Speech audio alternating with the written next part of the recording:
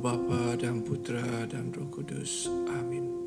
Shalom Aleichem saudara-saudari yang terkasih, selamat datang kembali di Quiet Time With Rumah Doa Elia Bali untuk edisi hari Kamis tanggal 21 Agustus tahun 2025. Tema renungan kita hari ini adalah kasih Tuhan lebih besar dari janji kita.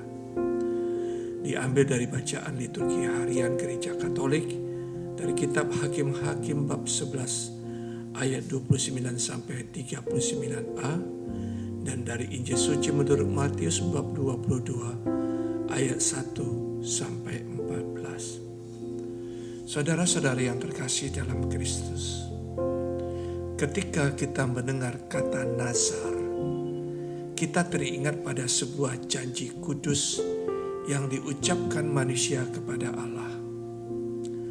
Nazar bukan sekedar sebuah ucapan, melainkan sebuah ikatan batin yang menuntut tanggung jawab. Dalam kitab Hakim-Hakim yang kita dengarkan hari ini, kita menemukan sosok Yeftah, seorang panglima Israel yang setelah menerima kemenangan melawan bangsa Amon, ia tetap setia pada nazarnya, meskipun itu berarti mempersembahkan anak perempuannya sendiri sebagai kurban. Kisah ini meski kelihatan keras bagi telinga kita, tetapi menunjukkan betapa seriusnya Yeftah dalam menepati janji yang pernah ia ucapkan di hadapan Tuhan. Namun apa yang dapat kita pelajari dari kisah ini? Bahwa iman sejati itu menuntut sebuah komitmen, bukan sekedar kata-kata.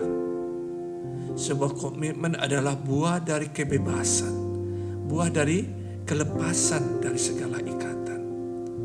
Seseorang yang bebas bukan hanya bisa memilih, tetapi juga mampu bertanggung jawab atas pilihannya. Yeftah adalah contoh pribadi yang berani bertanggung jawab penuh pada janji yang sudah ia buat, tanpa tergoda untuk mencari jalan pintas yang lain. Saudara, dalam hidup kita sehari-hari, mungkin kita seringkali berjanji kepada Tuhan dengan berkata, "Tuhan, kalau Engkau menolong aku akan rajin berdoa. Tuhan, kalau aku diberikan kesehatan, aku akan lebih giat melayani." Namun saudara, ketika doa terkabul, tidak jarang kita melupakan janji itu, bukan? Disinilah terlihat bahwa kita manusia sering terjebak dalam tarik-menarik antara komitmen rohani dan godaan duniawi. Saudara-saudariku yang terkasih, Tuhan sendiri tidak pernah bernazar.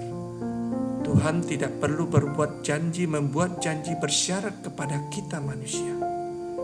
Ia datang kepada kita dengan kasih yang mula-mula, kasih yang cuma-cuma, kasih yang total, kasih yang tidak menuntut imbalan. Yesus sendiri menggambarkan kasih Allah itu dalam perumpamaan tentang pesta perkawinan di Injil Matius yang kita renungkan pagi ini.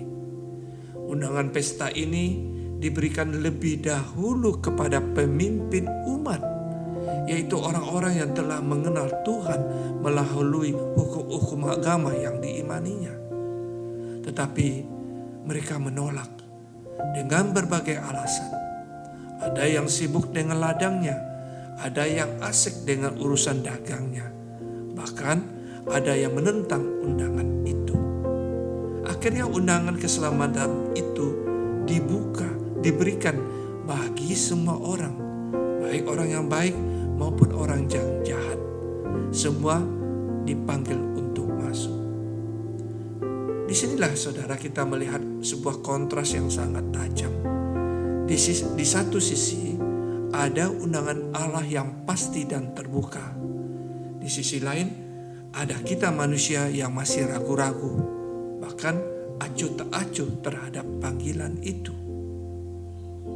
Kembali, sifat manusia menunjukkan bahwa akar dari sikap acuh ini seringkali adalah keterikatan pada dunia, pada harta, pada jabatan, pada kenyamanan hidup. Nyaman tidak hanya hal-hal yang menyangkut lahiriah, tapi yang menyangkut batiniah, seperti apa rasa kebencian, kemarahan yang terus kita nyamankan dalam hati kita, atau rasa takut kehilangan kendali atas hidup kita. Saudara, dalam menghadapi tarik-menarik itu, kita bisa belajar dari pengalaman Santa Teresa dari Avila, seorang perempuan yang kudus dan yang suci, yang hidup di tengah kesulitan besar pada awal abad ke-16.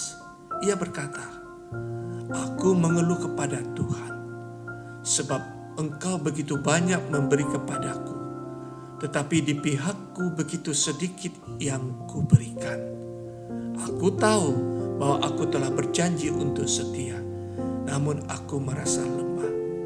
Namun justru dalam kelemahan itu Engkau menunjukkan kekuatan-Mu."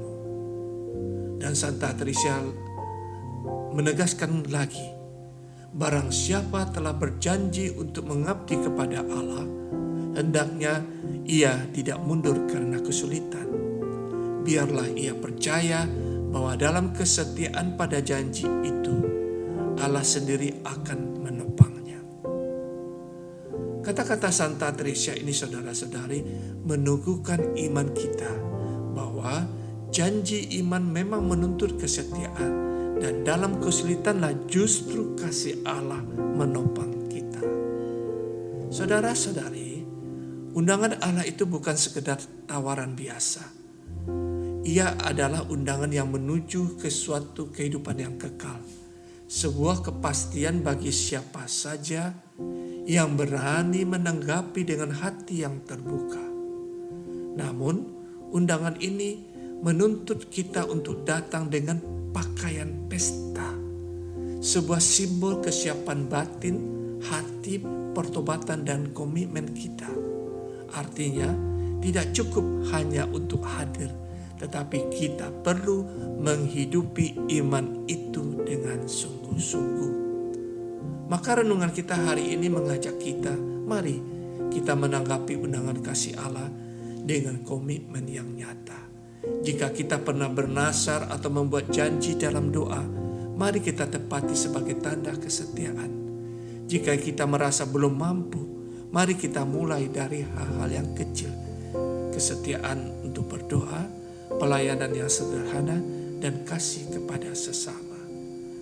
Saudara-saudari, Allah tidak menuntut nasar yang berat kepada kita, tetapi Dia mendaki hati yang setia, hati yang berani berkata, "Ya Tuhan, aku mau datang pada undangan-Mu, dan aku mau mengenakan pakaian pesta itu," yakni kasih, kesetiaan, dan kerendahan hati.